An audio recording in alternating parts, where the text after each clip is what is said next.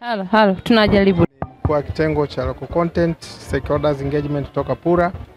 Tuko hapa katika maonyesho ya wiki ya utumishi wa umma kwa ajili ya kuelezea wananchi kuhusiana na shughuli za mkondo wa juu wa petroli pamoja na fursa zinazokuwepo katika shughuli za mkondo wa juu wa petroli, kwani PURA imeanzishwa chini ya sheria ya petroli mwaka 2015. Mojawapo wa jukumu lilopewa ni kuhamasisha ushiriki wa wazawa katika shughuli za mkondo wa juu wa petroli, ambao ushiriki upo katika makundi matatu. Inaweza kuwa kupitia ajira, kupitia ujasiriamali, kwa maana kwamba kununua na kusambaza bidhaa, au uwekezaji.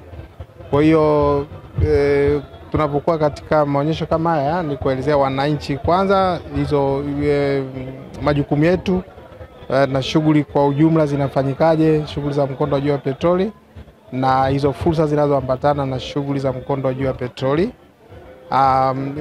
Ninafikiri nyote ni mashahidi kwamba nishati ya gesi asilia imekuwa na mchango mkubwa kwa nchi, hasa katika uzalishaji wa umeme, sababu kwa kipindi kirefu sana uzalishaji wa umeme umekuwa kutokana na nishati ya gesi asilia. Mpaka hapo sasa majuzi serikali imeweza kuwekeza kwenye bwawa la umeme la Mwalimu Nyerere, lakini ndo kidogo matumizi ya gesi asilia imepungua katika uzalishaji wa gesi, katika uzalishaji wa umeme. Kwa hiyo ni nishati muhimu ambayo tunaelezea wananchi. Matumizi mengine ni pamoja na matumizi majumbani, matumizi ya kwenye magari na viwandani.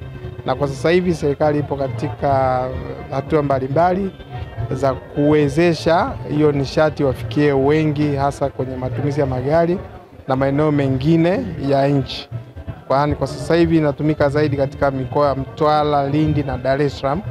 Ila kwa sasa hivi kuna uwekezaji mbalimbali zinafanywa kuweza kuhakikisha kwamba gesi inafikia maeneo tofauti ya nchi kwa awamu, kwa sababu uwekezaji wake ni mkubwa. Kwa hiyo itaenda kwa awamu, hatuwezi kufikia wote kwa pamoja, lakini itaenda kwa awamu, maeneo kadha wa kadha, na kadri fedha serikali itakapokuwa inawekeza.